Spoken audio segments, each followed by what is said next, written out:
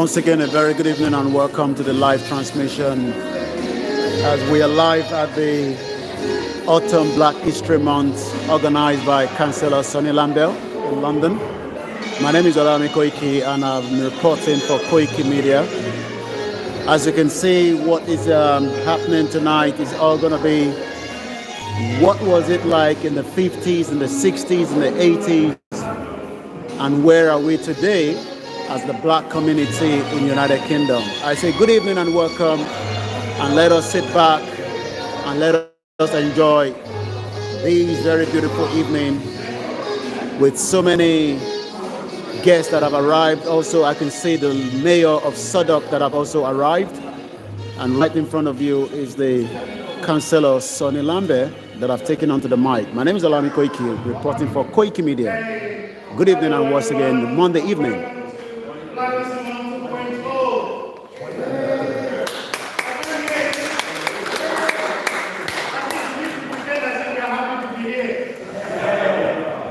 Thank you so much for bringing this here.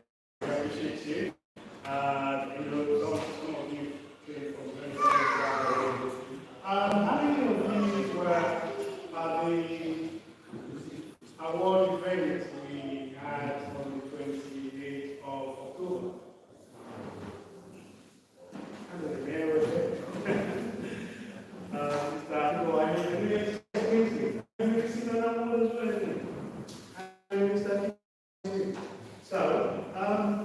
This is my part two of that event because one, there are some people who couldn't make it, either because they're out of the country or because of other things. Like Councillor Mohammed, for instance, he wanted to come, unfortunately he couldn't make it, and I've got his award there, which I'm going to bring on the meeting. And first of all, I'd like to welcome my dear brother, the mayor of Suddock, Councillor Michael Ship.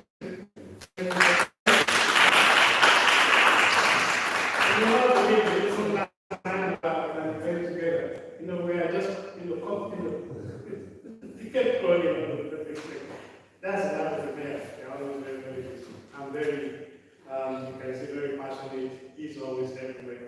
And he was asking me, I see you everywhere as well. How do we make it? But we all have, when we hear about our community, we do it. So thank you.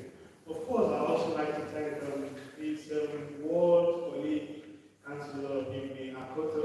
So thank you very much for coming.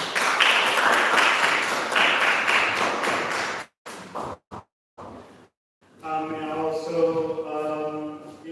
I'm not going to call because the problem is that when I start calling names, when is it going to call me? That's the problem. So if I don't call you, not because you're in fault. Of course, somebody I'm also going to mention is my dear sister, who's always been there for decades. Even I remember when we started the Dixon Award, she was part of the foundation of this. I'm an instrumental. They were when I said we're going to do part two, because she couldn't make part one, then I'm going to support you. Even when there wasn't going to be a PA, they said, oh, you must have a PA. That's not for me. And she got this guy, so thank you so much, guys. Well, let me go for my sister, Colin Peter Bell. So, it's also a family friend as well. Don't say your friend is not making that. She doesn't like passes. So when you see me, so people think maybe I'm single and I'm going to whatever. I'm in trouble. So, right, so we're going to start the meeting. Well, before we start officially, because,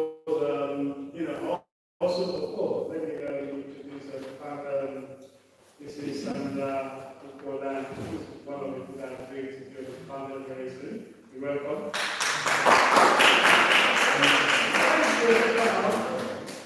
I was going to say that,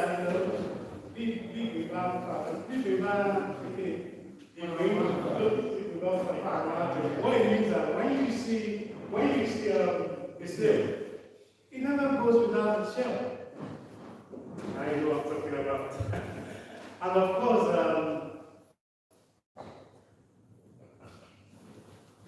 Arthur, if you need to find somebody I'm not going to see you.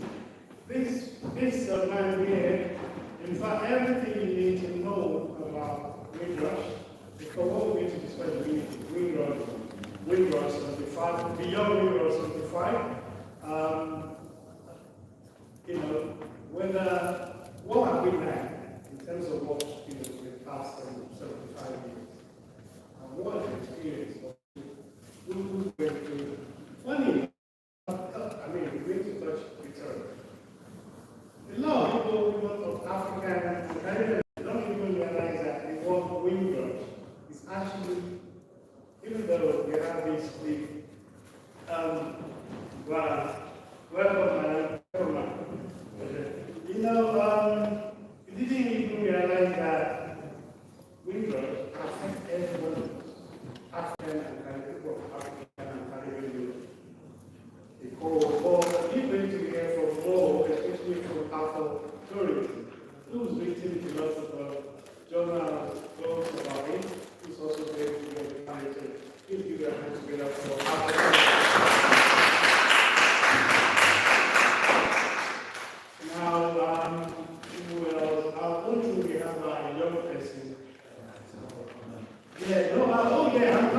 I'm going to call you officially now. I'm just sitting here with a quick introduction.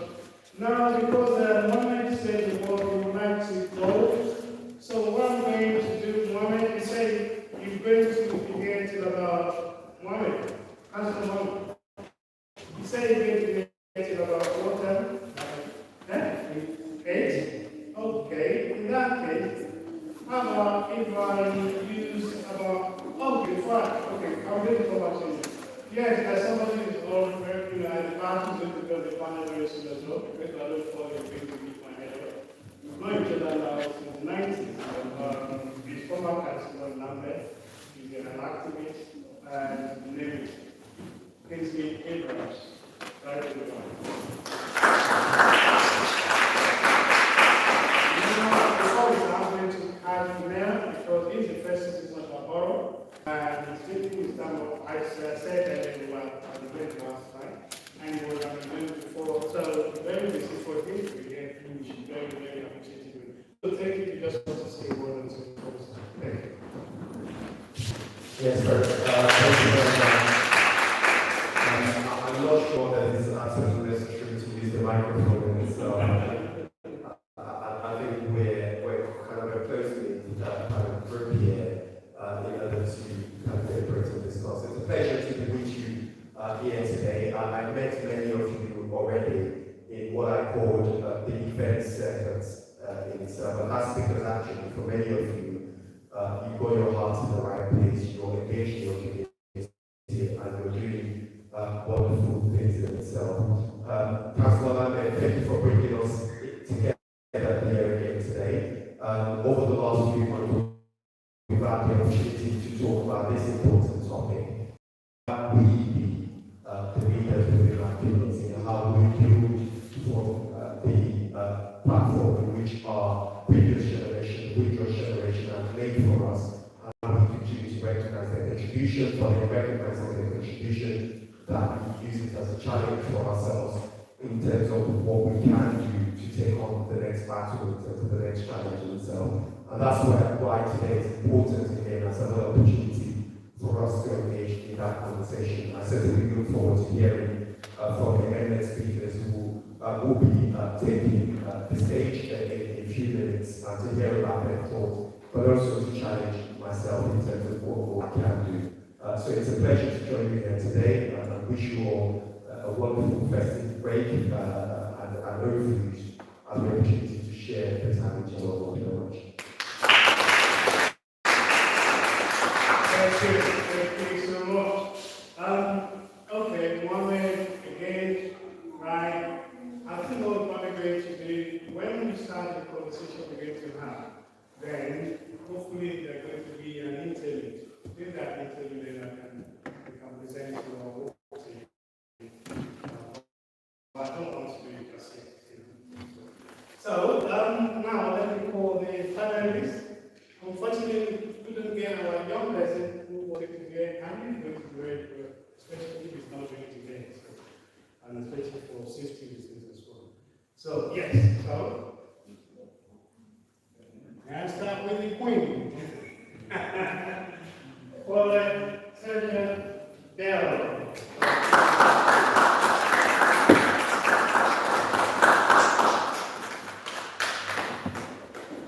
You can now then see to one.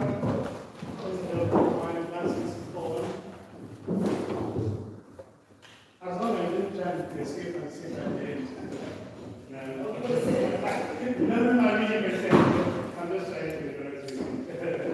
Okay, and the next person I'm going to call is Mrs. Sandra Kukola.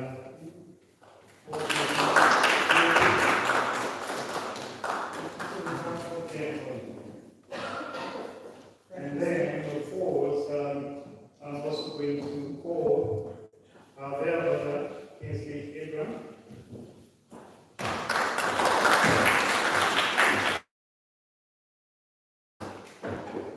Now, who else do you have among these partners and authority?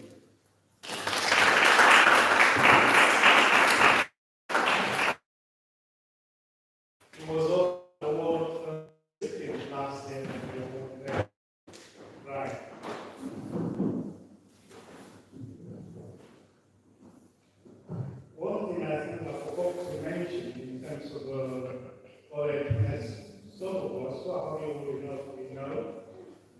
I think it was Chris was telling me, oh, I'm not too sure I'm old enough. Trust me, I'm old enough. But she's the queen of Lover's Rock. One of the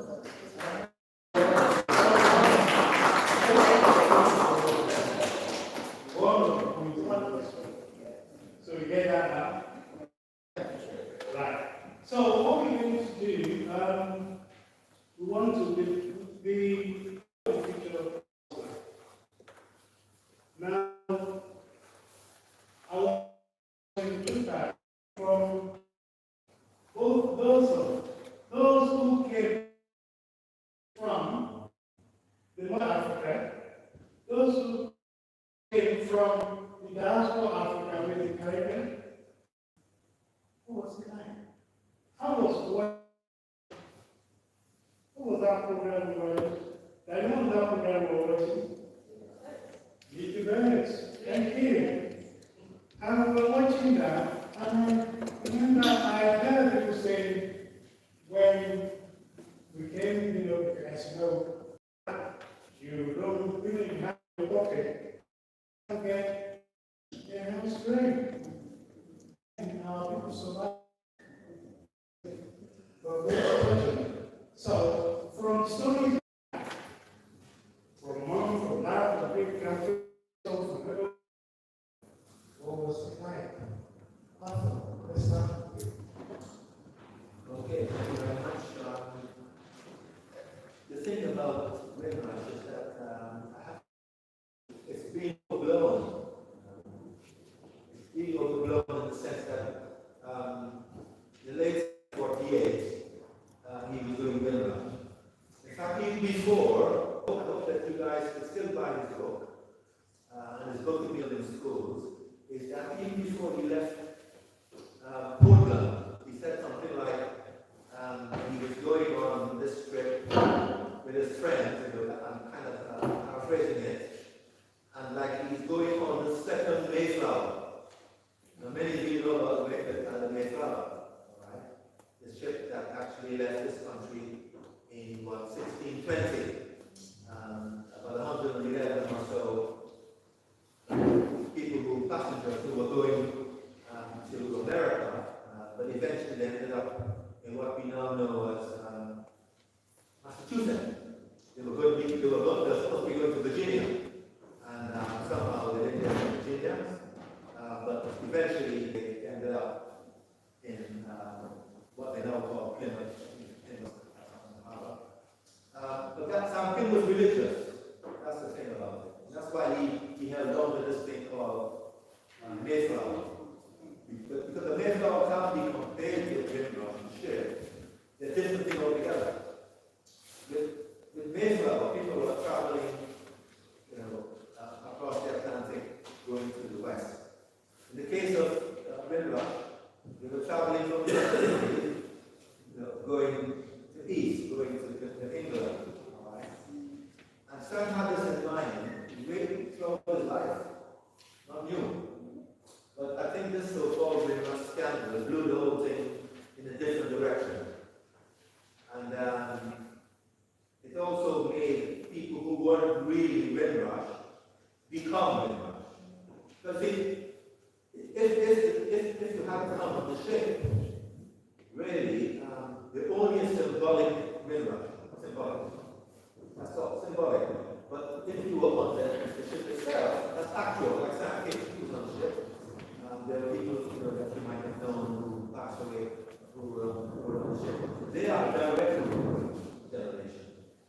Right? So this whole thing about with Russia, the topic being the future, is this. We should be calling a lot of things West India, or West Africa, or West Indies, now calling it Windrush. Maybe that's the thing. Windrush is only symbolic. And a lot of things people are calling Windrush is really Caribbean. Right? The Caribbean is not Windrush. Windrush is particular to the ship. The people who came on the ship, there were 1,027 plus people on the ship. We haven't even begun to research the lives of even a tenth of them. we'll try and attend. But some people have forgotten about the people who came on the ship, and they're focusing on people, locally, better Zainab Lami, East Belmarsh Generation. That's not the case. These guys don't know what they're doing. They weren't. Right? So therefore, when we look to the future for Belmarsh, we need to focus on Belmarsh and the people who were there, and then focus on others in the community, whether they're from Antigua, different things. And in that sense, we get a broader picture than thinking about Windrush as anything. It's not. Right? I'm telling you that because I was involved in Sandpit from the very beginning in 1995. And I know how we began the whole process. It was meant to interest children. It's about teaching children about their parents' journey, whether it's from Africa or from Liberia. It was a case of teaching young people about journey, right? And not about teaching about older people who are still around. Right? That was the idea. So that's my first start at this. Thank you. Yeah, thank you so much.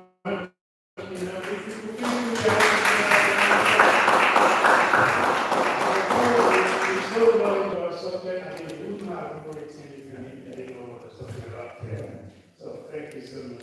I'm now going to Paul, which is Sandra Okola, to give what's your thought on this subject?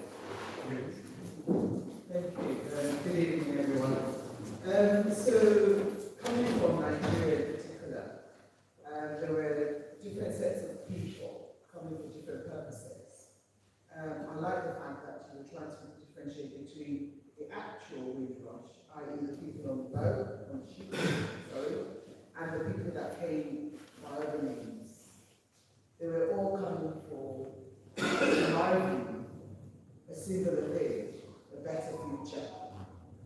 Whether it was on the ship, whether it was through the plane, which happened to my generation parents who came to England either to study or to work. They came because they were looking for a better future. However, the better future wasn't the reason why they came only. They came to get education and go back. Because in those days, Nigeria was so powerful, so rich, to the point where when they finished their education, they could go back home, and there were jobs waiting for them. They get picked up at the airport by the government, and they were given homes, they were given properties and cars and work and everything. So it was a different story. In that, a lot of them stayed and had children and went into industry, went into build this nation for Great Britain or the United Kingdom, because it wasn't just Great Britain where they all stopped. Some went to Ireland, some went to Wales, some went to Scotland, even though it was just a minority of those that did at the time. So the story of Windrush, when it all kicked off, as in the actual people on that ship, when it broke, obviously it affected all of us, not just people on the actual ship, because for the government, they see us as one. They don't see us as, oh, that's from the Caribbean, or that's from Africa, or that's from that. We're all the same. And I think, whilst we're trying to tell our stories, I think we should try and say it in a way that tells the story of the race, and not just the label that we've been given. And the reason why I say that is, I think for too long, we've been divided, as in like, you're from Caribbean, I'm from Africa, so we're different. We are one race, and I think it's really important for us when we're talking about our stories to say it's similar, it's no different. We suffer the same racism, it's no different, wherever you're from. And we should celebrate each other's successes. And I'm glad that we have Lisa to remind all of us the pains your generation went through and still going through, because obviously the children that came after are still suffering that till today. And I could say that for Africans as well, we're all suffering as a result of, first of all, being invited to come and build this nation, and then we're told we're not good enough, we should go back. Or when we came to study, we put so much money into the economy of this country, we're told we're not good enough, you still need to go back because you don't fit. Now, I asked the question, my money did fit, and therefore I fit. My skills fit, and therefore I fit, and therefore I am going to stay until I decide otherwise. Okay, that's all I want to share for now. Thank you.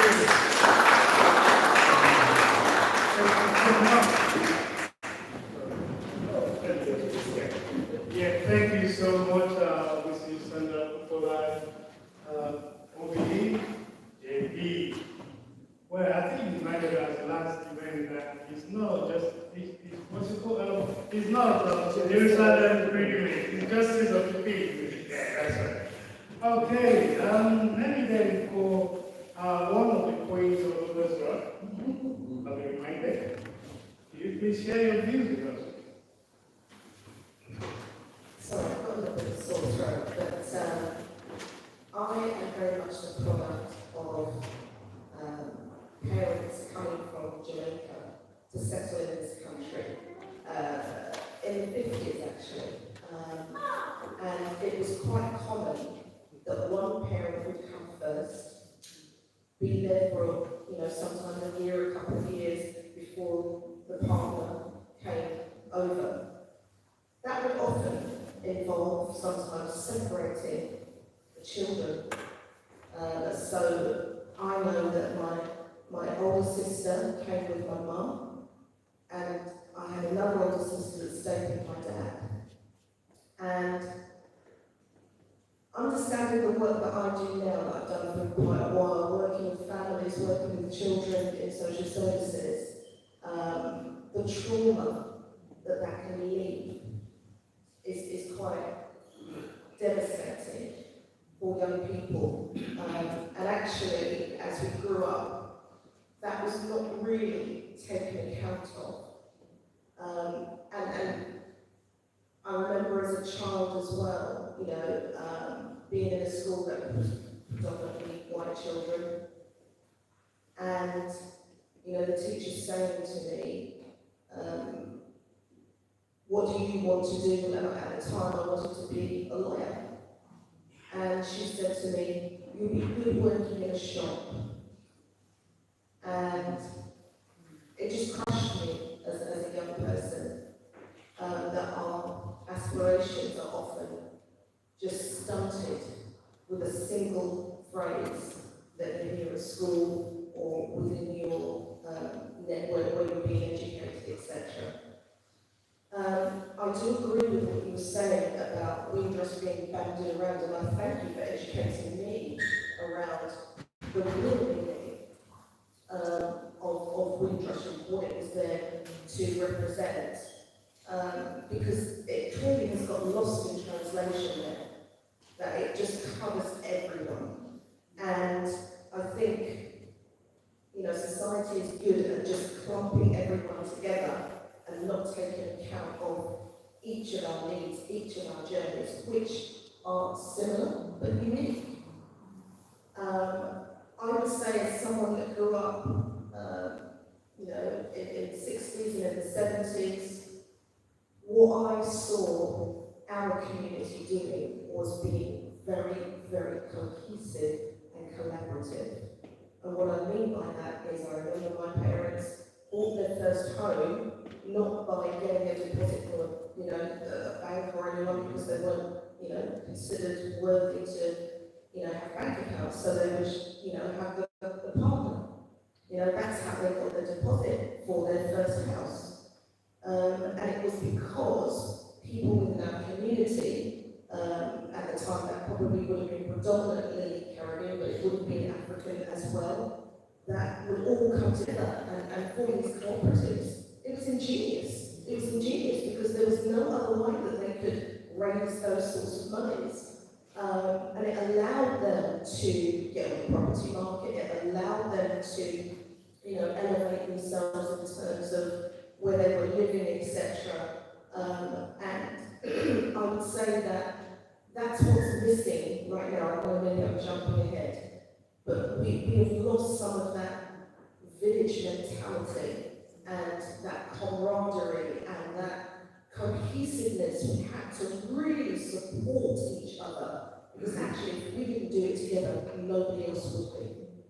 So that's what I'm going to say. Thank you. Thank you, Paulette. Thank you so much. I mean, that's fantastic. Before I call Kinsey, maybe Kinsey can talk briefly on this. After you raise money together, I believe it was common in African community as well. I believe there's something called Aro. Aro is when you have a farm and you put a few people together, you go and work on it, and then you can then go to the next one as well. It's a kind of cooperative. What's going on? Yes. Well, a lot has gone wrong, and we'll talk about that, and we'll talk about some of the things that was done properly and how we can make things better. But we call it a cooperative. But my father came from a village called Betafawati on the east coast, Demerara, Guyana. You might have heard about Guyana. We currently 83,000 square miles. But Venezuela is trying to take 62,000 square kilometers of our country. At the moment, yes, Cuba. On the East Coast, where my father worked in Betafawati, it was a number of villages on the East Coast of Guyana that the ex-slaves pooled their resources in wheelbarrows and bought the villages on the East Coast, Demerara, Guyana. So your cooperative actually started way back when the ex-slaves that fought coffee and others came off their plantations. They then pooled their resources in the wheelbarrows and bought villages like Betafawati, where my father was born and came from. And I suppose when they came to England, they came and said attitude of working together and being together. So my father didn't come in 1948. He was only born in 1942. So he came in 1960, and my mother came in 1961. And if you know anything about that, my father, at the age of 19, Joe Abrams, was appointed General Secretary of the People's National Congress, Fox Burnham Party, when Fox Burnham split from Cherry Jackson, basically in Guyana. Fox Burnham appointed my father as his first General Secretary. But then my father was sort of surrounded by Fox Burnham, Cherry Jackson, and Ramford, all these really seriously educated people, and therefore he stood down from General Secretary of the People's National Congress to come to England to finish his education. And came in 1960. My mom, at the age of 18, came in 1961. 18. So I always like to study that, because so when did my father met my mother? 17? I don't know.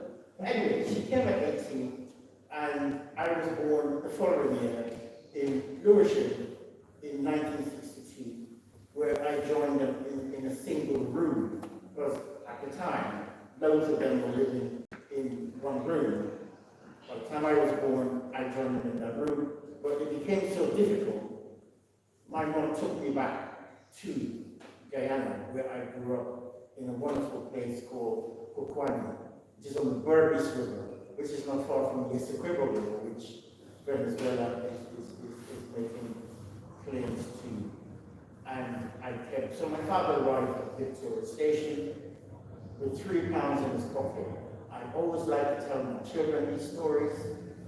he arrived in Victoria with nowhere to live, didn't know where he was going to stay, with 3 months. And I suppose those who came off the boat in 1948 have the same kind of stories. So eventually he found somewhere to stay, and then obviously they started working and building their lives. But don't forget, they were all meant to go back the next week, or at least a few weeks. But they have children and grandchildren that's living in the United Kingdom. But we used the Windrush, just finding some, to cover a whole number of years, 1956 or 17, that. But as a politician, for me, the attacks on the Windrush generation happened under our watch. It was under our watch that our generation and people, the Windrush generation, were attacked with their jobs, they couldn't get their care, they went back on holidays, couldn't come back, a number of them died. So it's a serious issue for me that this has happened, and we need to do something about it. And we still haven't sorted out a compensation scheme.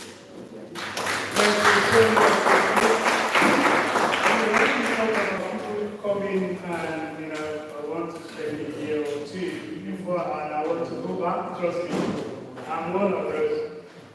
I remember when I came in the 80s, I said I'm only going to stay about 3 years, maximum 5 years. At 7 years, I'm still counting. So I can understand. So, Mr. Popola, we are here now. What's going on? Why is present? We don't feel comfortable in the country we came to build. We were needed when the war destroyed most of Britain. All of a sudden, we no longer needed. What's going on? Is it our fault? Their fault or our collective effort? Now, that's a serious question. Question that we ask ourselves every day, no doubt. Questions that our children ask us as well, no doubt, in terms of why.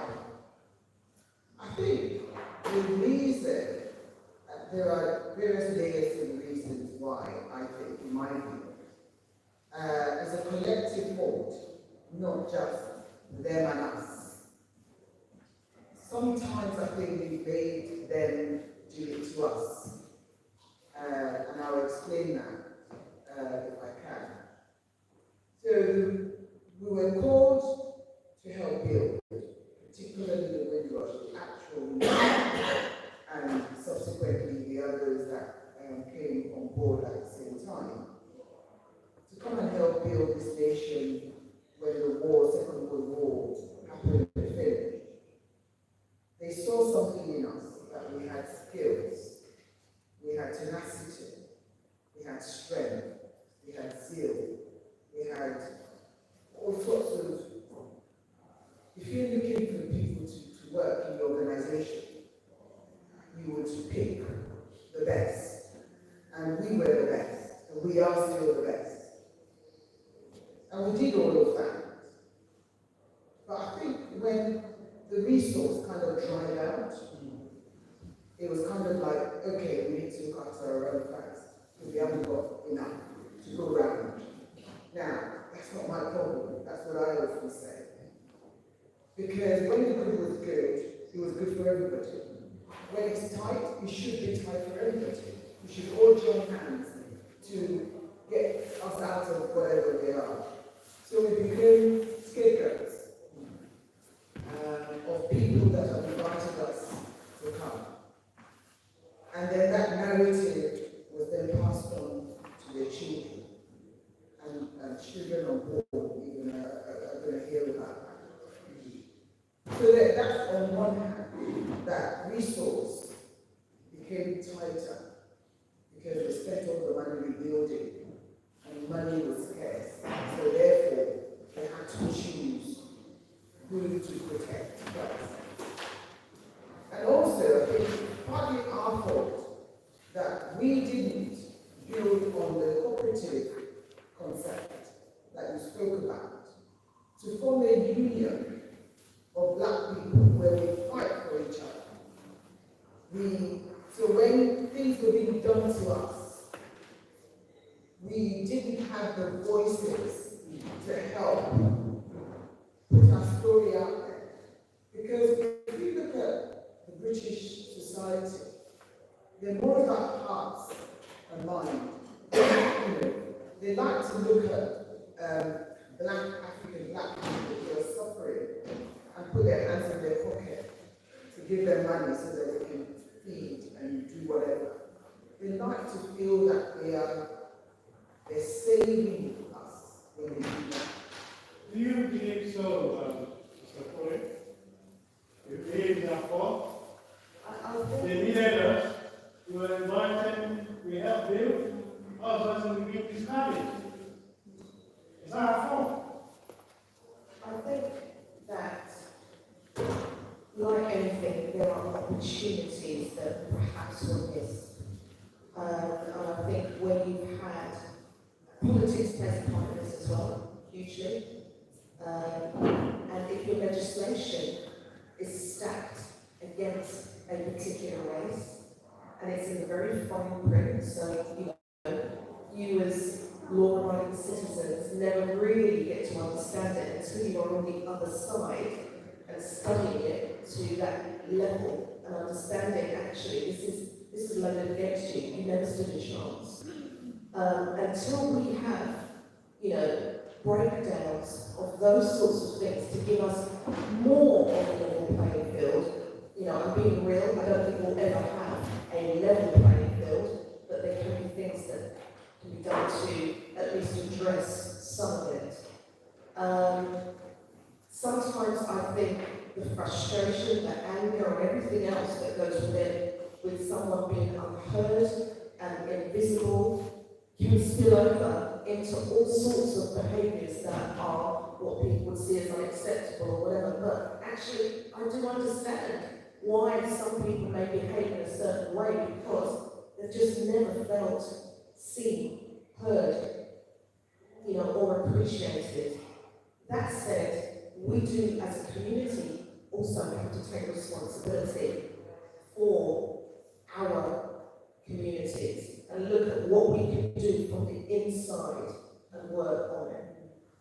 Thank you. Thank you for that, Arthur, you have the work. Is it, I just want to, ask you a question. No, that's fine. I think you can hear me anymore. Yeah. No, let me say this for me. I'm in charge. Now, somebody said, well, it's our mindful to be ambitious. It's mindful to be nice. It's mindful to be generous. Because I happen to live thousands of miles away to come and help you. When I was told that here in my head, we are one, we are British. We're going to help you, our country, Britain. Because that's what was told. I remember in 1948, Nigeria lent money to Britain when Britain was broke. Yes, Nigeria lent money to Britain when Britain was broke after the war. Because we believe we are one. When I came to this country, I didn't need a visa because I was Commonwealth citizen. I didn't need a visa. I just came to the Ethiopia for 1 month stay. I'm going to stay a week or two. 35 years, 37 years, and I'm still here. So is that an excuse? So, please, sir, thank you. Okay, now, in terms of the future, very much future, right? I think it's important then to also reflect on the past. And the past will teach us that at the very beginning in 1948, we weren't invited. Right? That's crazy. We weren't invited. And there were efforts to actually turn the ship away from coming into England.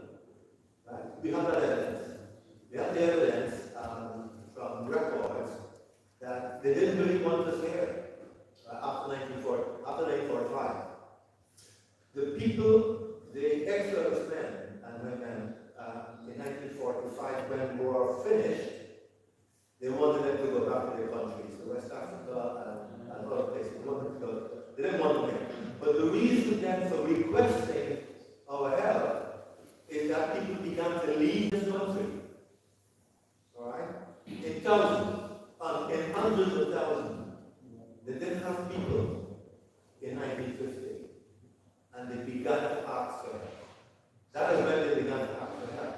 You see? Although they didn't want us in the first place. So in that sense, you have nurses coming from the West Indies, from Africa, from India, and so on. And that is how it moved on and moved on. And I think our children need to know that whole history, not just part of it. Yes, we were invited, but that was not the original thing. In fact, in 1945, they were prepared and they did employ German prisoners of war. Can you imagine, friends? They employed prisoners of war, German. And Alan will not know you, Alan told us that he used to guard German soldiers. Right? And some of them were friendly, etc. And then when the war was finished, they were employed. The Germans were employed. Or they sent for people from Eastern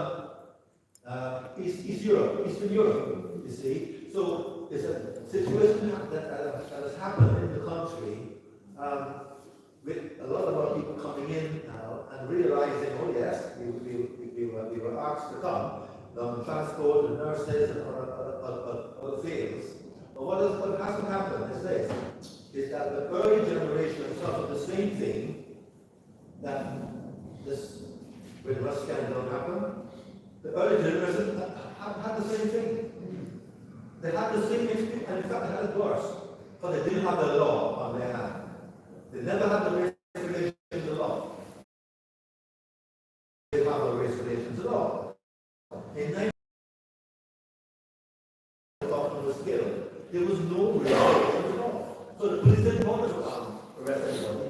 In 1993, when Stephen Lawrence got killed, you had a race relations law.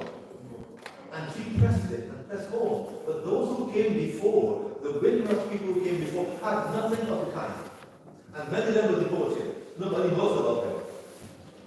So we need to learn what was going on in the past and help our children to move on now with knowledge of the past.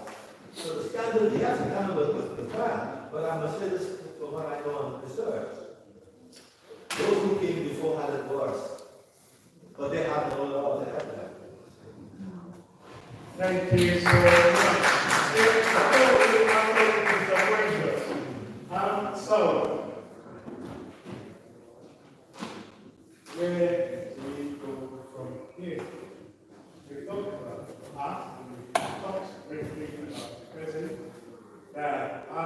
Some of those issues because I know, regulation and we have only got away with a lot of money, so, some of the challenges, I remember when each of our Windrush happened, and very few families actually lost their homes because they couldn't prove that they came here a long time ago because they didn't bother to harass their stay or anything.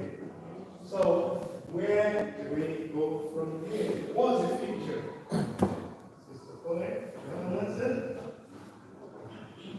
I don't know if I can re-answer, but I do think that there were pockets of success that happened in our past that we perhaps need to learn from and use those things again. So you mentioned, I know that there was the bus boycott in Bristol, and this was around, black drivers not being accepted, etc., and it changed the law. It changed the law because they all got together, worked together, and then boycotted the whole transport system. So in numbers, when we come together for a common cause, you make a difference. So it's looking at what things can we do. We mentioned, earlier that that sort of cooperative mentality. In America, you have the civil rights movement. They were powerful, so much so that the FBI and whoever tried to shut them down at every possible opportunity. So I think it is about us coming together to do things together and singing from the same hymn sheet, basically. We can only do that if we trust each other. I believe trust is one of the major issues in our communities that actually prevents us from working together.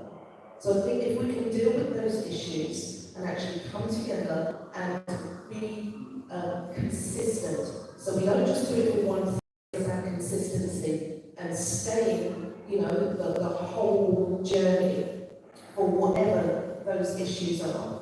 So that's what I think we can make a start. Thank you. Titi, briefly, and then we're going to ask if anybody has questions before we're going to break your reminder of the next 10 minutes.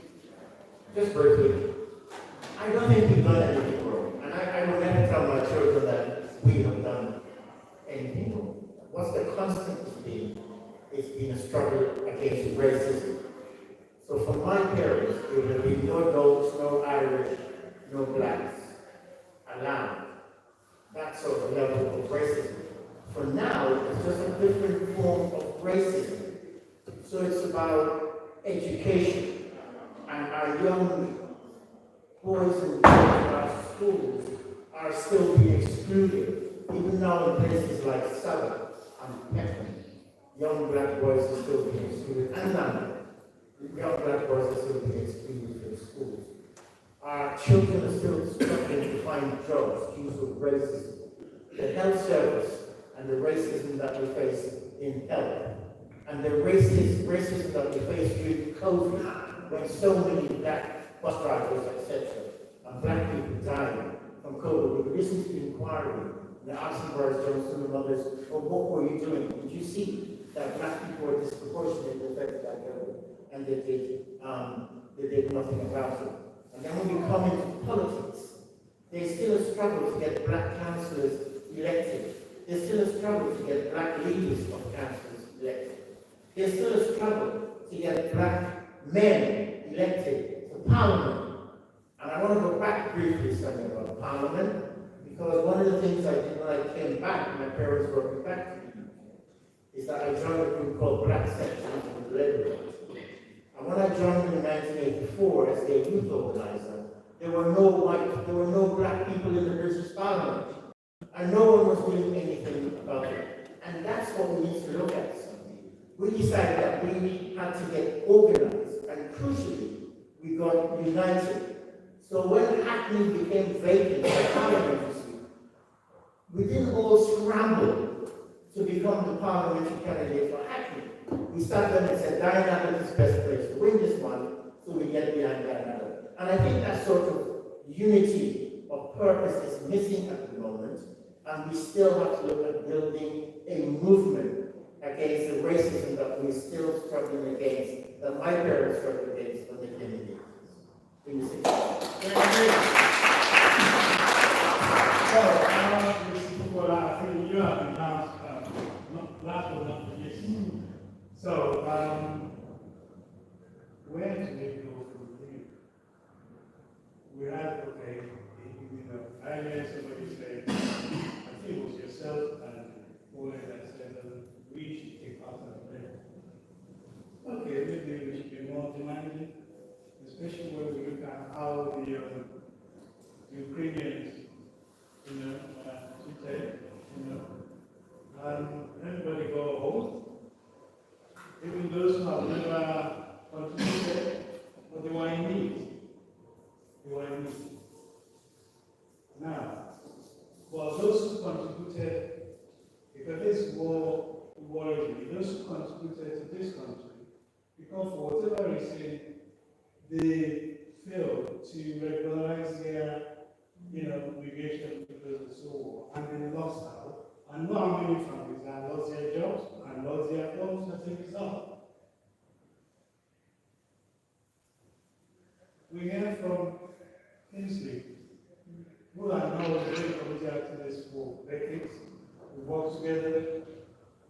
What else should we be doing to let them listen to us and respect us as black people? Because I don't think we are. That's not a question. I don't know why I got the last of that. I think, if I could go back to what Kingsley said about, it's about racism.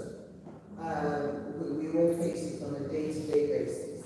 But there is one thing that always stuck out for me that we haven't done as a race in this country, and that is to be strategic.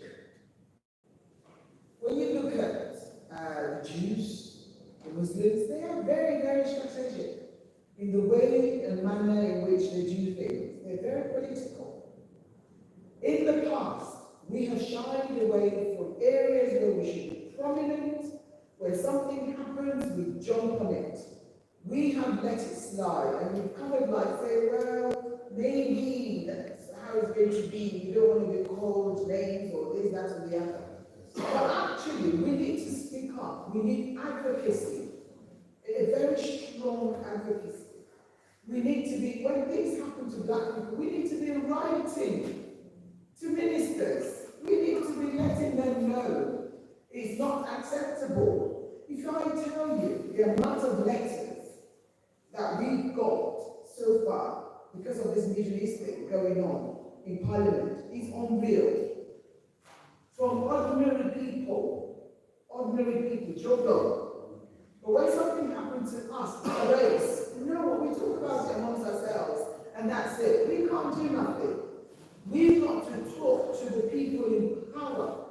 So listen, we've got to come behind a body.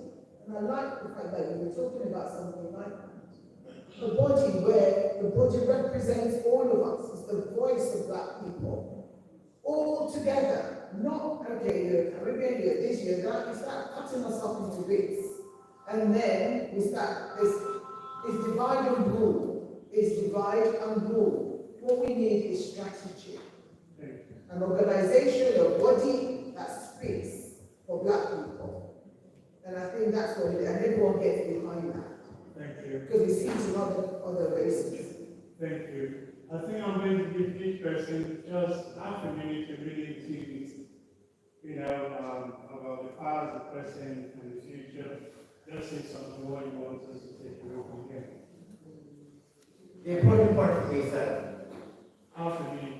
after we pass on to our children about where we came from. Remember that question that the Queen's Cause last, that black woman one day? Where are you really from? Where I'm from. No, where are you really from? So the first thing we have to do is let our children know where they're really from, so that they know their history, and they're proud of that history, and therefore, as they continue to live in the UK, they will not find it as difficult as we found it over the years and the days, months, and years. Thank you. And my half a second or half a minute is that, just to add to that, when they know where they're from originally, take them home, number two, so they get familiar with the environment and with the people and all of that, to know that actually we do exist beyond the four walls of Great Britain. Not only that, you tell them that they belong here. They belong here, because once you start telling them there is something somewhere there, that's your home, they lose sight of the fact of their entitlement here. They also have to dip into whatever is going on here, whatever goodies is being dished out here, they're entitled to those, and they need to stand and claim that. Thank you. I think we can have both, first of all, yeah. And I'll add to that in terms of the family. The family, in my opinion, has been eroded completely.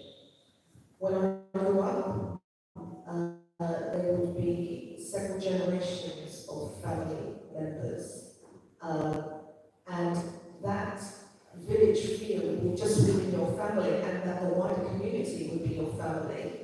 How to raise your children, how to keep them grounded, moral compass, the whole 9 yards. That needs to come back. We need to encourage it. and we need to start by healing the family from the inside. I do something called family group conferencing, and it's where you empower families to come up with their own solutions on that affect a young person or child, or sometimes even adults. And it's about giving the power back to the family so that they can make their own decisions on how to deal with things and not being told by a state or whatever. So that's how I would like us to move forward. Thank you. I would say that for the future, there ought to be less Windrush. Although I'm involved in Windrush, it should be less Windrush and more focusing on what children should learn, especially the sciences.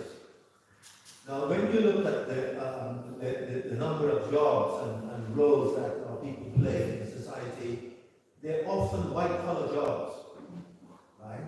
They are not the hard engineering, mechanic, and that kind of work. And you know, there's often a kind of I would say, colonial mentality, where, you know, those who control society wear the white collar areas, right? But from what I can see, you know, we ought to be having our young people, you know, in the pharmacy. We ought to be helping them indeed throughout, right? As I mentioned, in the physics, in all kinds of things, apart from just becoming a lawyer. Lawyers are important, that's true. That is a fact. But that is how I see the future of young people. And our helping young people, you know, whether it's Saturday school or Sunday school, we are helping them to move on personally. And if we can't do the maths and the physics, biology and stuff, mechanical stuff, we get those who can do it to help. Right? For me, that is a big gap in our black community. Right? As I said, I want to repeat, the mechanic, the engineer, you know, that sort of thing is crucial. Otherwise, what we wouldn't be having what we call legacy jobs. Because if a father becomes a top lawyer, he can't pass on that to his family, right? But if a chemist has a practice and he teaches his son to follow him, his son has an automatic, you know, what I call a legacy to move along.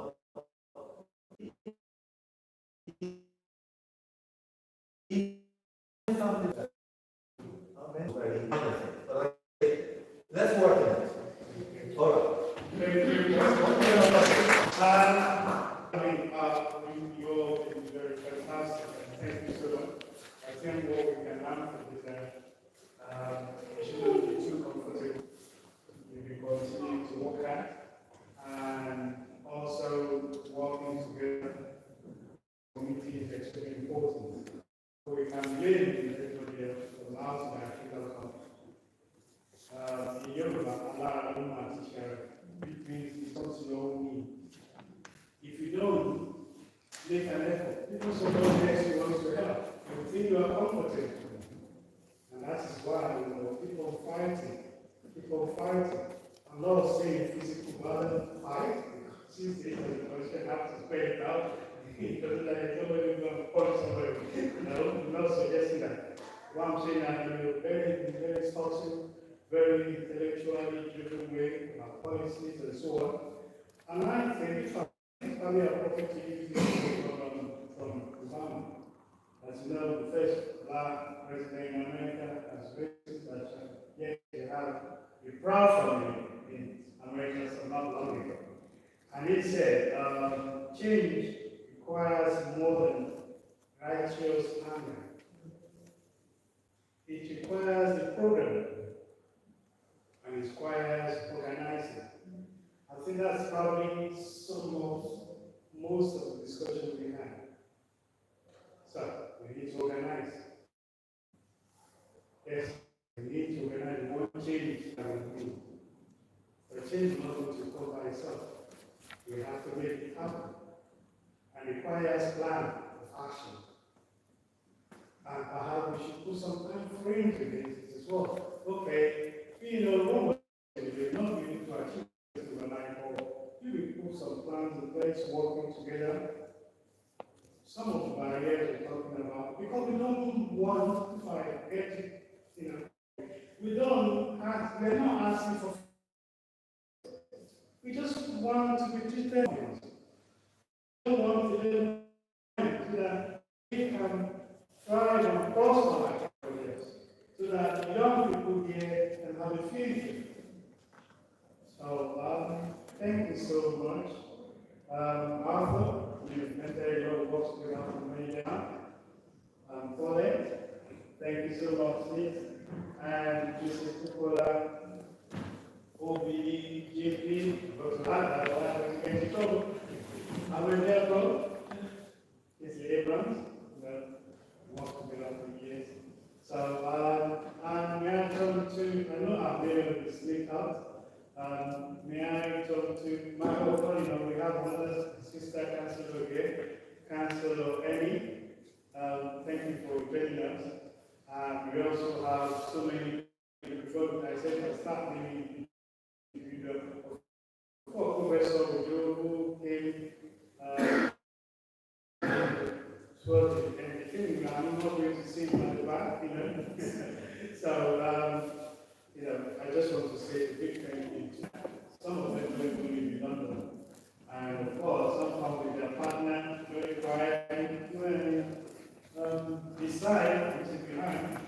And of course, on my other half also came as well, which is very appreciated. And so many people like it.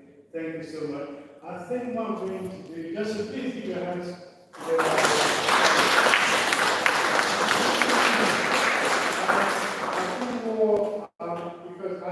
If you don't mind, Sister Colin, if I change it down. So if you, give us a treat. Oh, why not? I mean, because I thought we're not now, while I want us to present an award to a brother who's going to give you the minute, because we said was going to give up almost 30 minutes ago. I kept him waiting. If you just put something on the background while I bring. So please put your hands together for our panelists. So,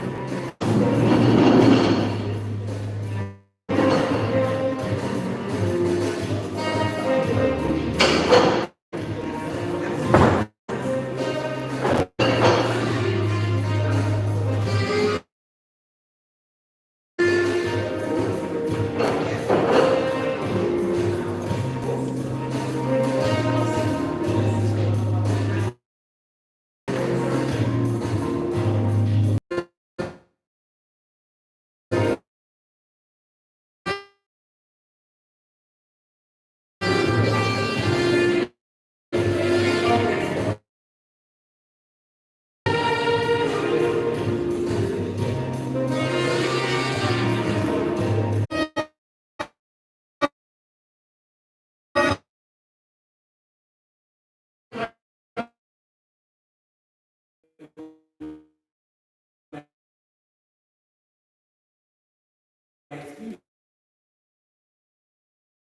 here is the problem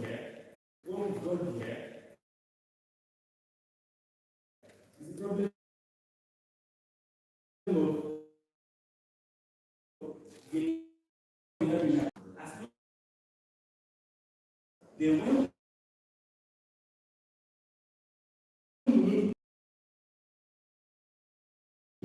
where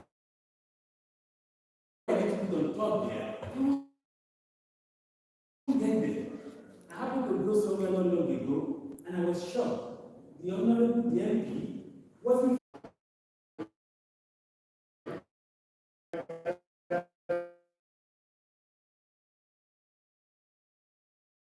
Please come and present this award to our brother. In the middle, and then you can present the award.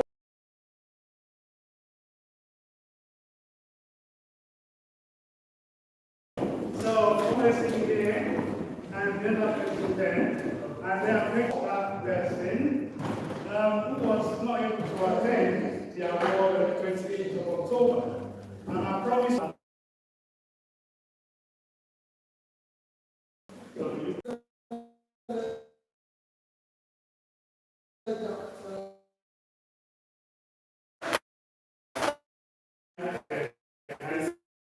From black organizations, because as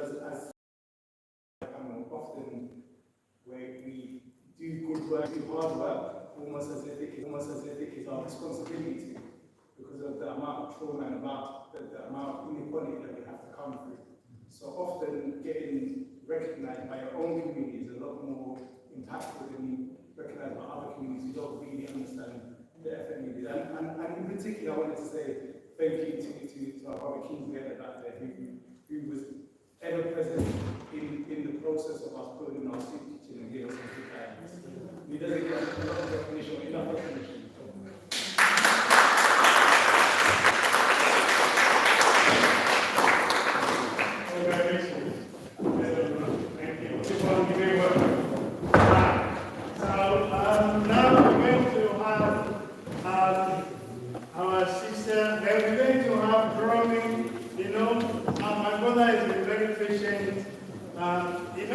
I'm going to tell you a bit about his life later on, so you have to prepare for it. Because it's all started. You see, this photo here, I mean, there are so many people who have contributed immensely to what BBI is today and what we do, including the politics. Before we then migrated to Israel and all the rest of it. So, one of the queens of Nobles Rock, especially those who are old enough to understand what Nobles Rock means. So please put your hands together for Ole Hagler.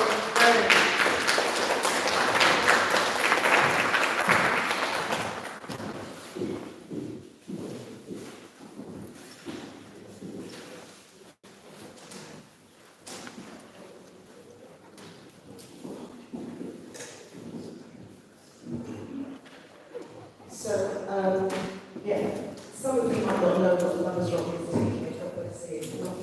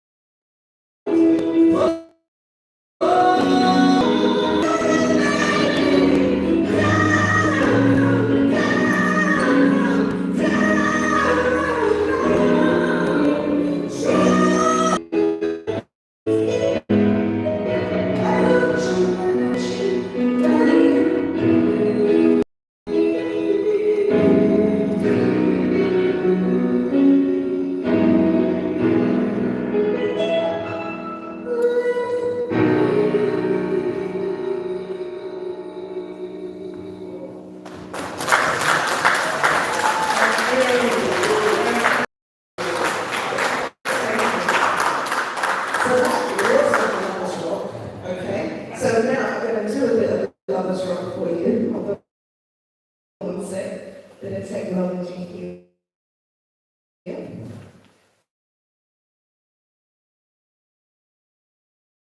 Motown song in Love's Rock fashion. Just be tell please.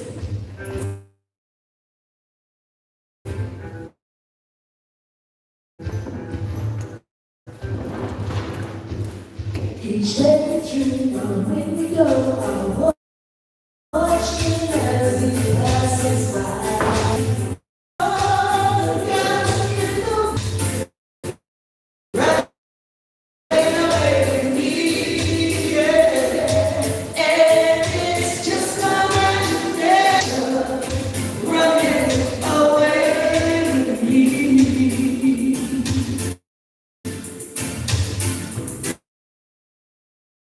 Soon we'll be married and raise a family with a cozy little home in Lady Street. I said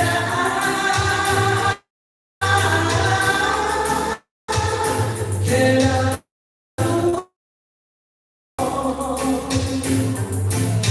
could this be a dream? But to me, it seems so real. Let me feel the chorus. And it was just my imagination. Once again, thank you, ladies and gentlemen. I want to enjoy the film. And support media and everything we do. And she never looks back. And she never forgets anything. And I remember I'm going to Veranza now. At the last meeting, I needed a meal. And Gary said, send that message. So I sent a message. I said, no, I'm going to find you something. And we're going to put your hands together for this guy. You can use this system, you can use it. So let me tell you about these two gentlemen, yeah? They're called the Sophisticated Gents. They have been playing music for over 40 years, 45 years. They support British acts like you would never believe. They play our music because remember, we are not getting played on terrestrial radios, we're not getting airplay on television or anything like that. So groups and sound systems like Sophisticated Gents are the backbone of our music industry because we can't let people don't hear our music. So please put your hands together for Sophisticated Gents. That's Terry and Ian. Okay, so please take their business cards before we leave. Thank you. Thank you. Put your hands together for all the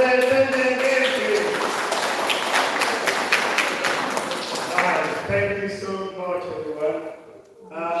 The person I'm going to call now to entertain us, I think the journey started, if not here, at least one of the places the journey started in terms of promoting African culture, arts, heritage, and so on.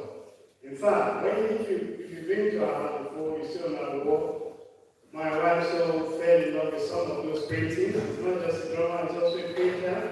I don't know why he didn't bring some of those stories to showcase. And he also organizes cultural dinner every year at the Hilton Croydon every year. I was there this year. I think I was there last year as well. So, ladies and gentlemen, please put your hands together for Arion. And I respect because the life is branding. So, introduce yourself properly, please. Good evening, everybody. Good evening, everybody. Thank you so much. My name is Arion, the fellow Mr. Coach. I've taken it upon myself to promote our culture because the honor is on me to promote my heritage and then to showcase it to the world as much as I can.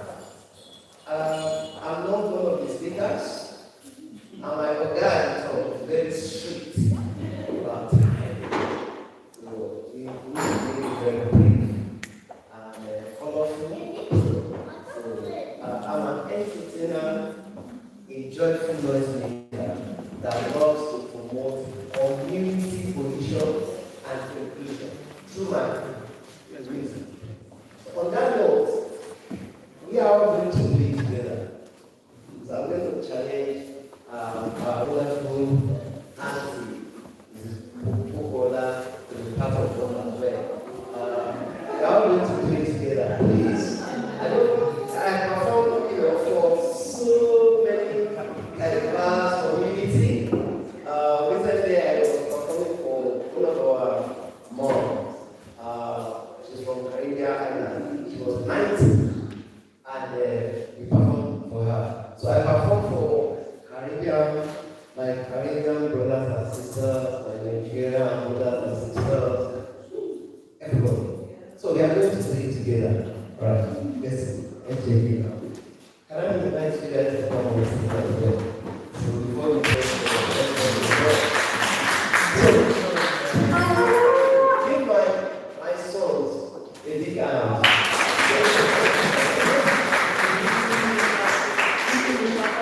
Yes.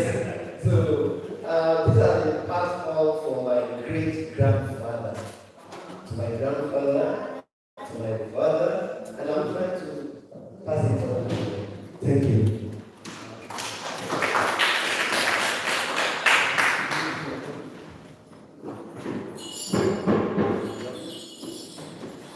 If you can understand what my drum is saying, please chorus along. Okay?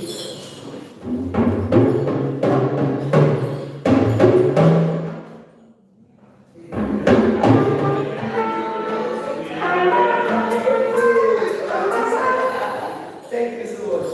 So, thank you. Just before we go, let me give you a very, very serious warning. In Africa, we do not have spectators, but we do have participants. So you've got two choices tonight. It's either you participate or you spray me with thousands of pounds. I will check my lottery ticket. Okay, you better participate. All right, 1, 2, 3, go.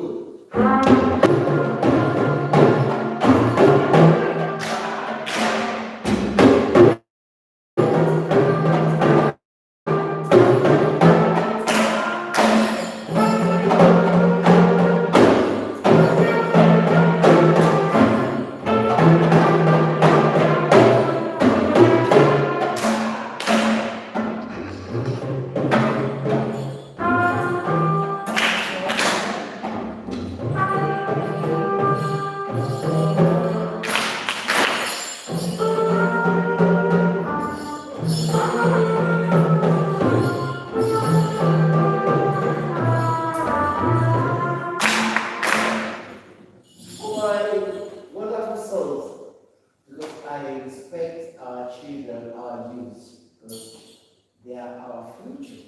So anytime I go out there to perform and I see them, I always, respect them as well. So let's sing this song.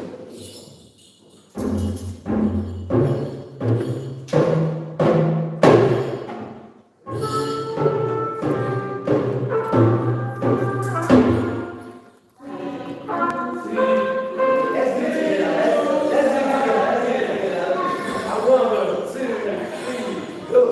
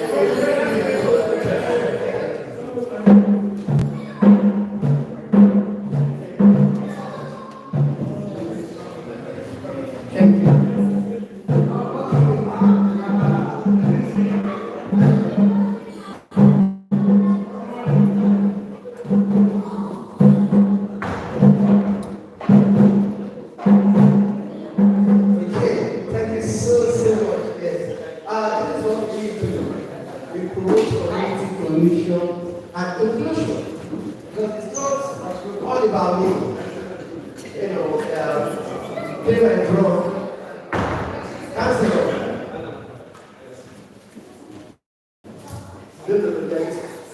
That's not It doesn't matter. When my brother is on microphone like this, or anybody is making a speech, you know, everybody is on the phone or talking. I will tell you how. Exactly. I can't tell you, you have my forgot. Okay, thank you so much. My name is Mr. Culture, and like I said to you, I'm a joyful Muslim. I love to promote cultural heritage and promote community cohesion and art. So, and else, who is it? He is one of my artists that I belong to. Let me share with you. Give everybody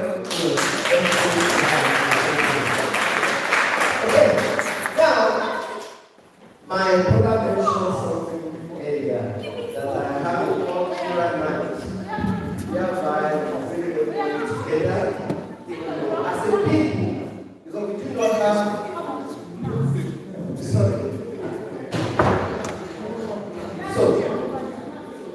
so the next one is, will be on the 4th of October, the first Friday of next year, of October next year. We just delivered one on the 6th of October. My brother was one of my attendees who really gave me enormous support. Thank you so much. God bless you, sir. And the next one will be on the 4th of October next year. Please. I see all my brothers and sisters from Caribbean Island as my blood brothers and sisters.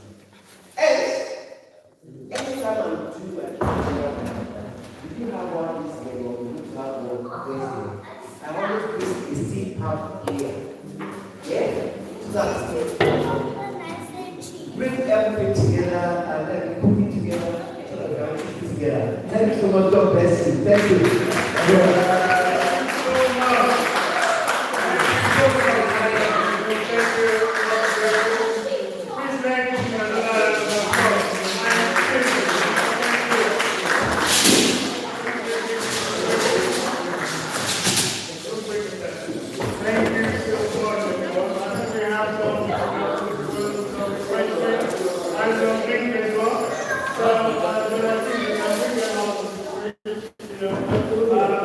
Maybe one for the road. I just want to say, Mr. Bukola, thank you so much for your support, because I know you're always here. You know, you're always supporting. And that's why I think it's far fun. There's no way we're going to see Bukola in so thank you so much. And Mr. Bukola, thank you so much. God bless you. You know, Catherine, I hope it's not going to be long before I see you again. Okay, and you know, Catherine is an exhibition book. If you want to learn more about culture and heritage and history, please buy for him. And if you want his card, if you don't want to want his card, please take his card before you go. The brother will bring to us. But a decade and a half or something. About a decade and a half. About 15 years ago.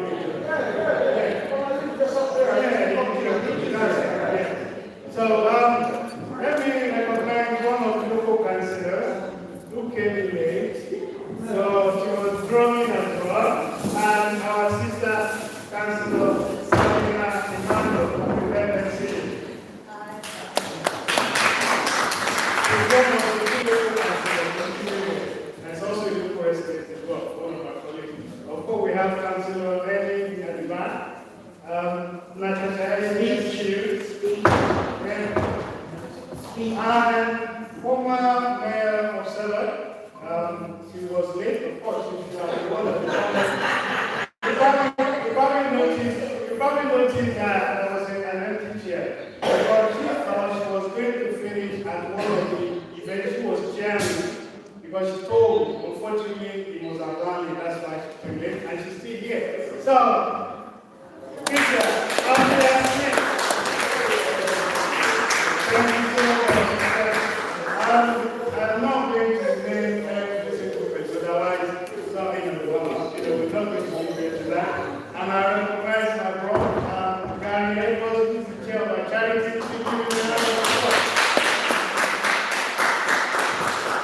I'm brother Chris at the back, because he's a brother on the roof of the church who say, I'm coming to help. And he's always supportive. You can see him. And of course,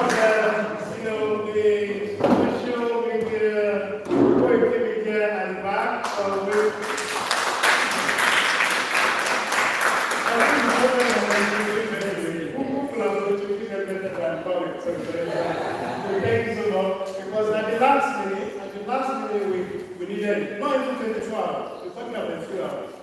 And obviously, there are a lot who collect the favor, and she always calls us every time she gives, and we benefit. So thank you so much.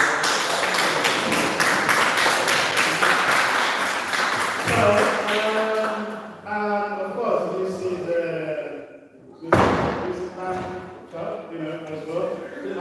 She was in teaching time. She was in teaching time to help on resources and things like that. Make sure we have something to eat. So, madam, if you don't need to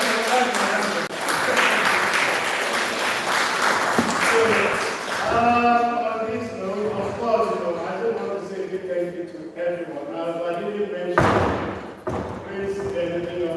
My mouth just needs some rest. So I'm really sorry. Thank you so much for being here. And hopefully we see you at our future event. And this is going, part of it is going to be on social media. Isn't that true? Yes. Wait. So, live radio. And we are BB Initiative. Yes.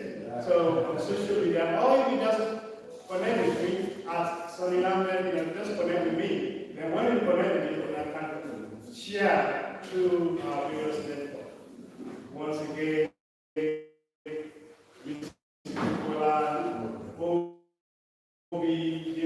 what's and your husband, thank you so much, because you don't live in London and you are here. Of course, Mr. Kipo, thank you so much, everybody, and our behalf of the media. Thank you so much. Thank you so much for joining us. And my sister again, I'm looking at the back. I know I forgot your name, your other sister. I'll tell you something. Yes, come again. Not come again, yes, come again. In the community, because we all work in the community for decades. So, sometimes when you don't see people for a while, you recognize them or not, so you have to forgive it. Thank you, Kingsley, everybody. Have a blessed evening. Thank you.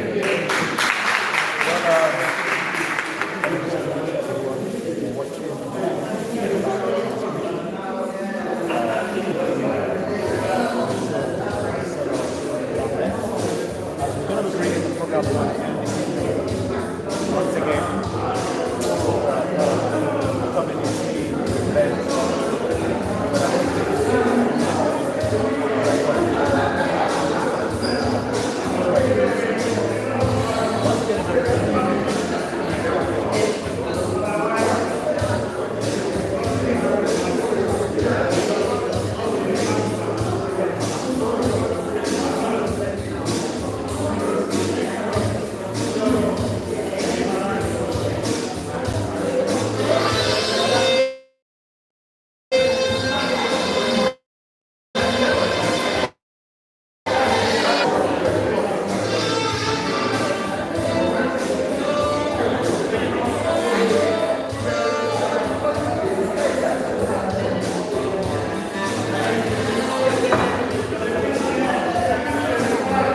and on that note, thank you so much, everyone that have been watching. This is Koiki Media Live, community event, London.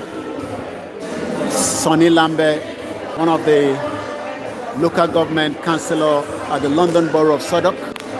And I would like to say thank you to everyone that have joined us and those that will be watching this later. Have a very good evening. Today is the 18th day of the month of December. And I will wish you Merry Christmas in advance and Happy New Year. My name is Olawumi Koiki. Koiki Media, bringing the world closer to your doorstep. Have a very good evening and bye for now.